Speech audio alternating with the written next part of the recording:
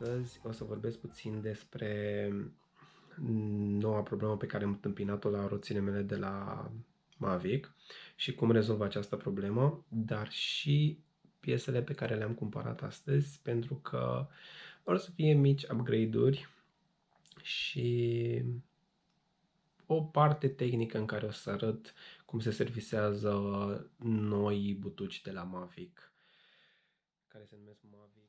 Piesele pe care le-am luat astăzi sunt niște clicheți pentru vechile mele roți Mavic Axiom, pentru că mi-au crăpat, din păcate, arculețele dinăuntru și a trebuit să cumpăr tot kit-ul.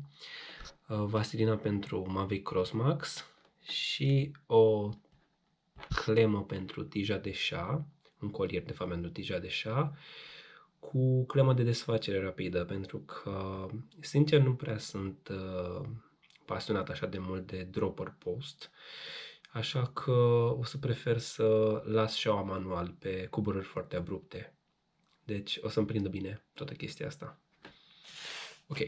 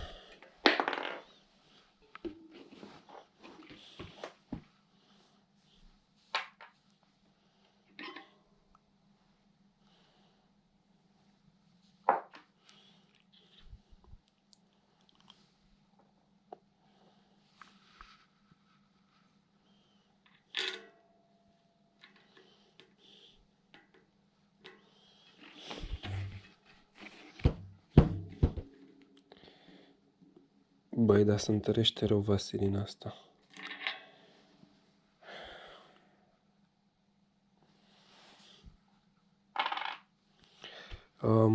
Înainte să fac serviciu am folosit o vaselină cu teflon de la Well-Tite TF2 TF2, ok.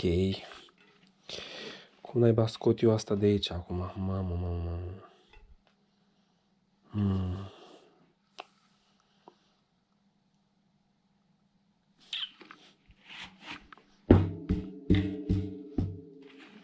Ok. S-a rezolvat rapid.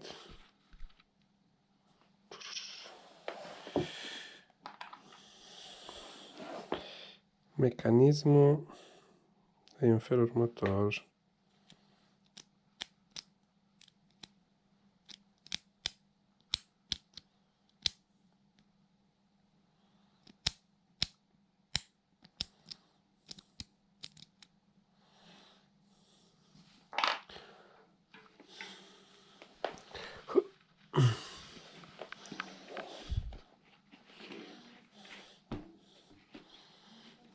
Trebuie curățat un pic.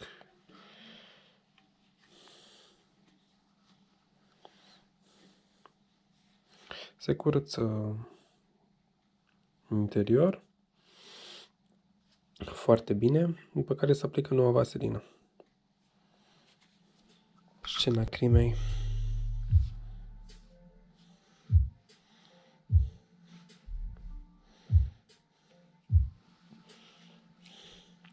Folosesc niște alcool izopropilic pentru a curăța vechea vaselină.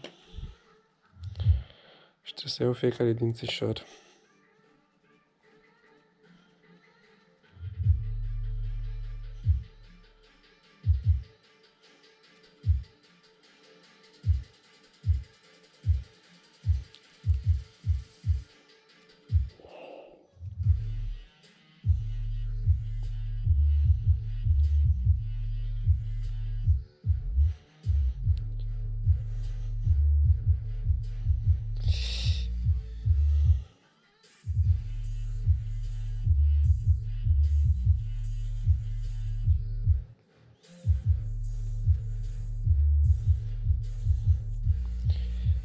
Pare foarte curată.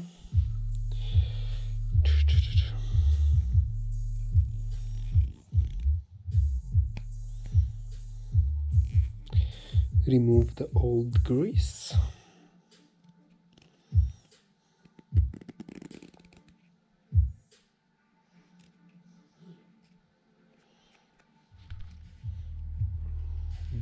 Depth. Asta e garnitura care în momentul când o să partea asta o să intre în butuc, o să asigure o protecție împotriva prafului sau contaminărilor de orice fel, ape, etc.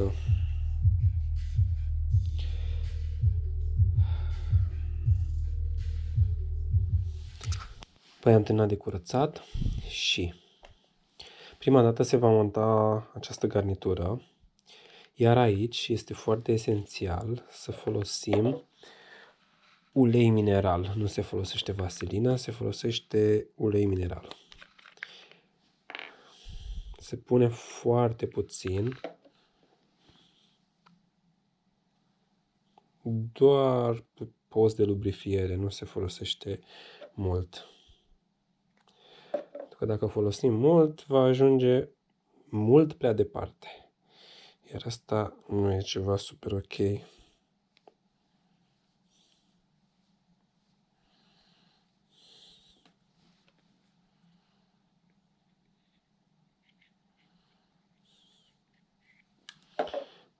Ok.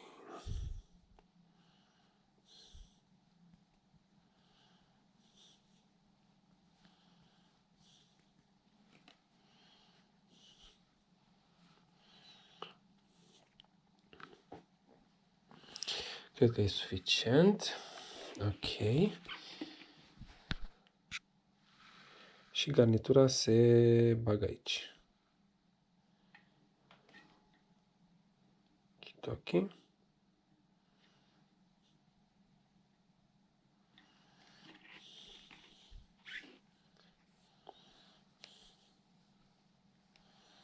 Punem puțin ulei mineral și pe hub sau casetă.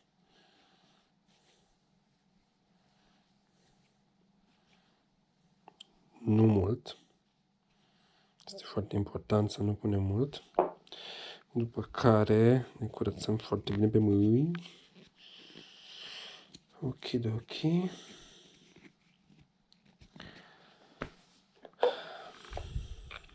Am terminat cu ulei mineral. Folosim vaselină. Să ungem puțin arcul. La fel, foarte puțină.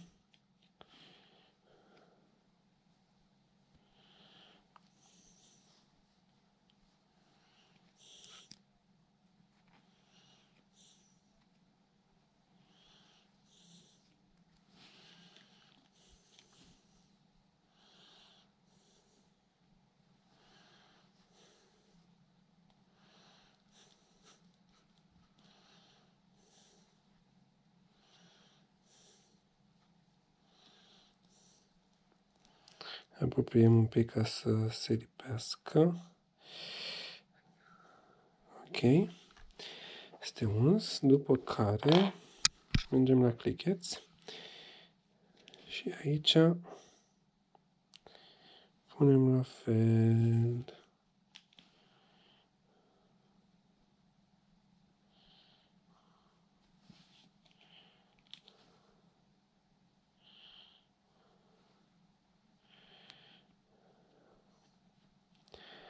Cât să ajungă pe fiecare din asta.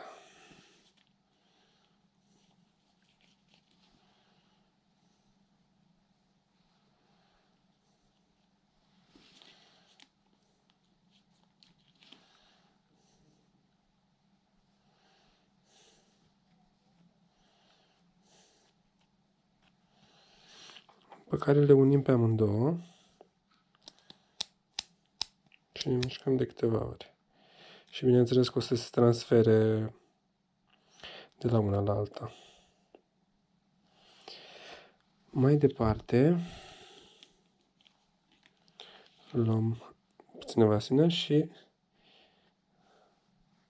lubrifiem și partea asta de aici.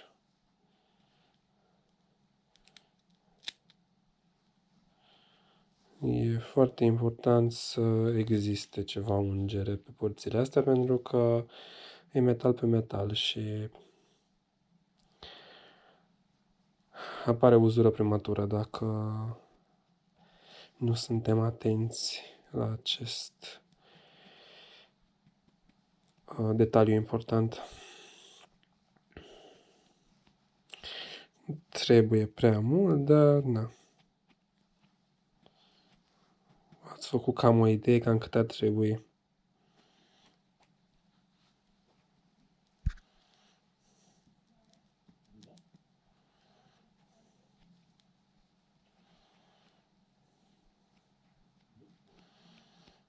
Da.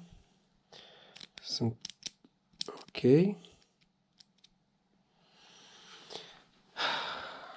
După care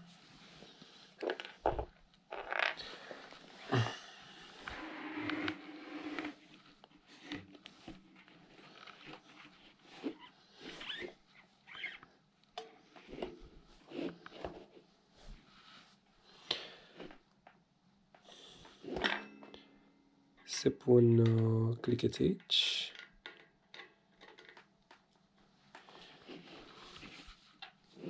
Punem arculețul. Deci, arcul. Clicheți înăuntru.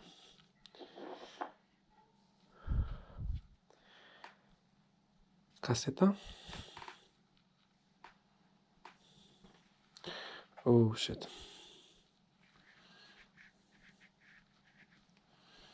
Aici a rămas puțină vaselină veche.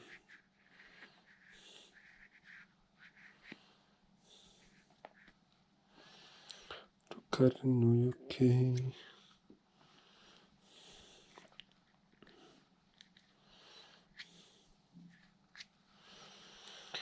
Am uitat eu undeva să mai fac o treabă. Trebuie pusă niște vaselină și aici. La fel, nu foarte multă. Așa, ca o aroganță. După care, mamă, mă simt stângaci rău. Punem arcul. Se montează hubul.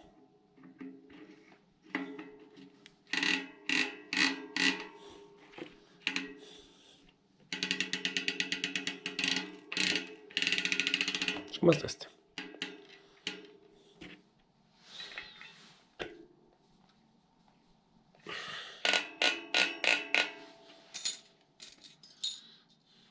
După care punem spacerul și îl aliniem unde vine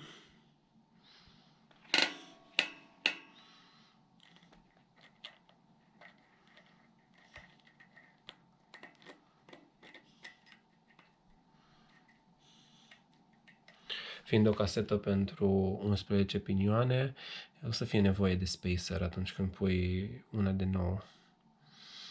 Deci, da. Ok, aliniem din nou.